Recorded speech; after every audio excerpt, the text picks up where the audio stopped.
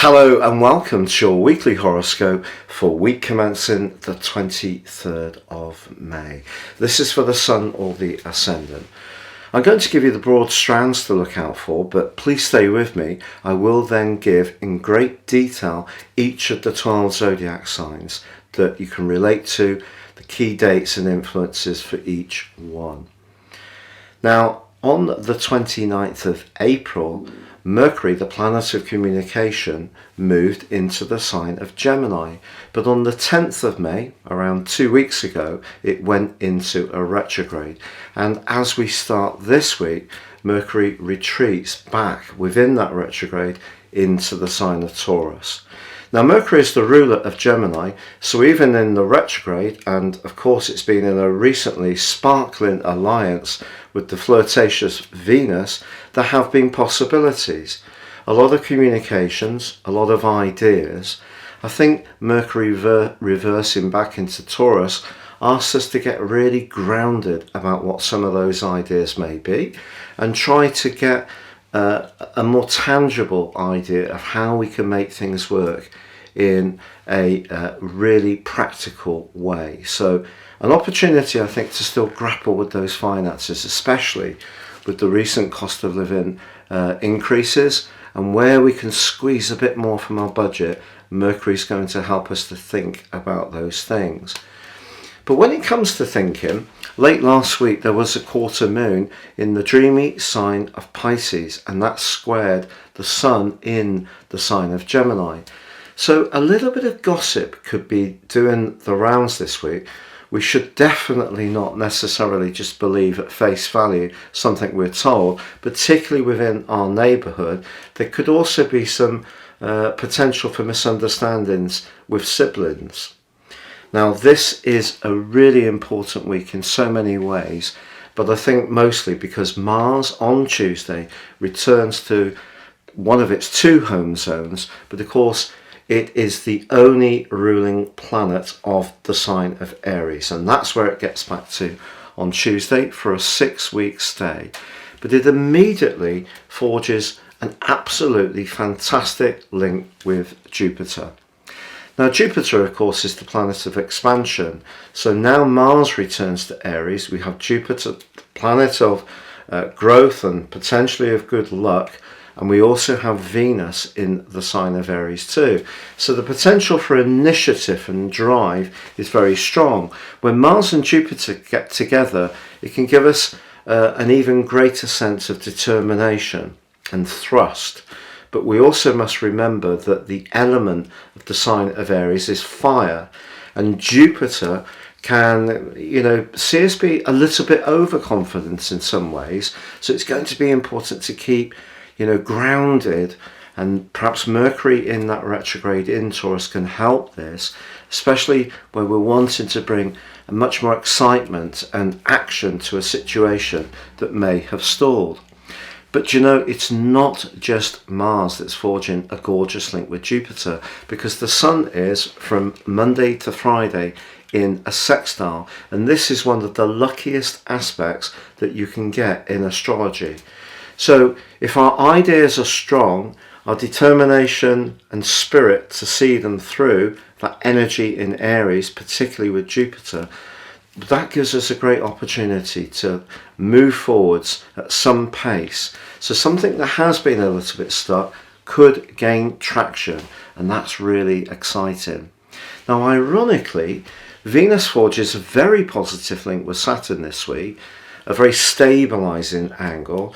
So this is, if you like, Venus in Aries, technically detrimented, but it's in a sextile with the co-ruler of Aquarius. So that's very much about the collective, the group, friends, if you like. Venus is about taking in the sign of Aries. It's about maybe just going for it a little bit. But if there is something that's working out well in a relationship, it could actually be very stable. The irony is that Venus is also in a square with Pluto from Monday through to the end of the week. And any relationship that is leveraged, so where Perhaps someone is promising us a really amazing deal around a job, or perhaps it could be that someone tries to spoil us big time if they're trying to get to know us, almost like being over generous. It's not to say that there's anything sinister with these tactics, but we just must be aware that Pluto's about power and Venus is about money as well as potentially sex. So, the inference is clear. Saturn can bring stability, but Pluto can bring some leverage. So just be conscious of that.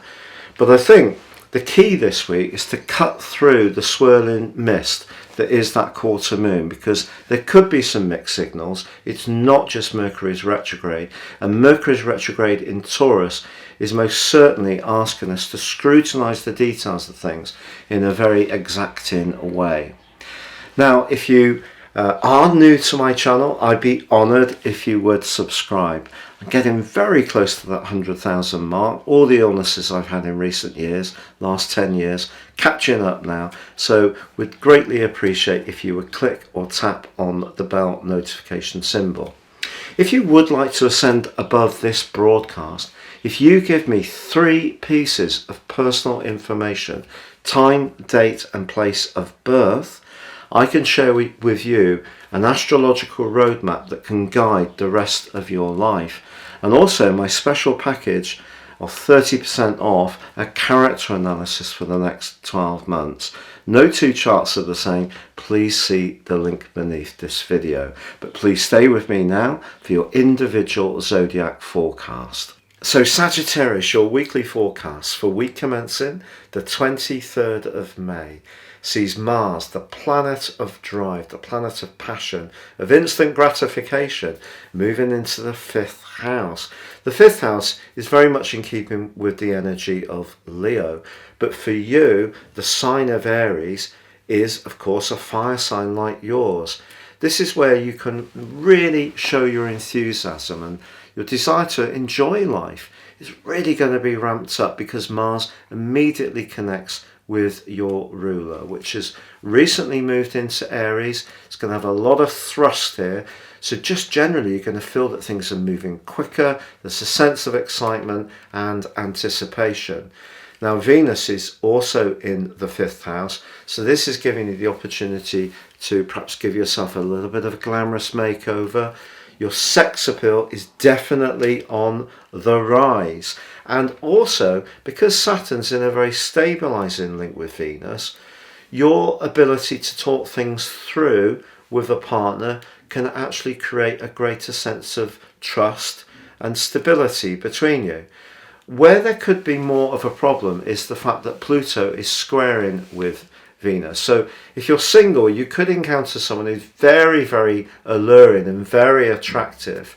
But just be sure that your values, governed by the 2nd house, are similar. You can have vastly different backgrounds and interests and experiences, but if those core values don't quite mesh, in my humble opinion, that's where relationships can founder. So Pluto can be very much about leverage and, scheming, to be honest, because very often things are kept a little bit in the dark. But because the Sun is in your 7th house of relating and forging a stunning angle to Jupiter, your ruler, this could be a time when actually a partnership, providing those values are pretty similar, could go from strength to strength.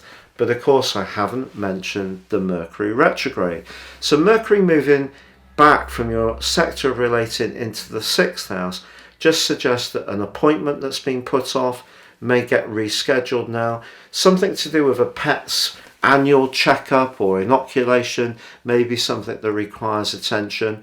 Sagittarius people generally don't have a great love unless you've got a lot of 6th house energy in your chart for the detail of situations. It bores you. So Mercury's moved back into the 6th house, where you need to make sure that you're picking over all the details in a very precise, systematic and meticulous way. You also have Uranus, as well as the planet of destiny, the node, in your 6th house. So things have been a bit unsettled around life organisation and work, and maybe you've also been suffering with some stress with Uranus in that location. So Mercury suggests there may be some more talking to do around some of those tinier strands that when we build them up and put them together can actually have a huge impact on our situation.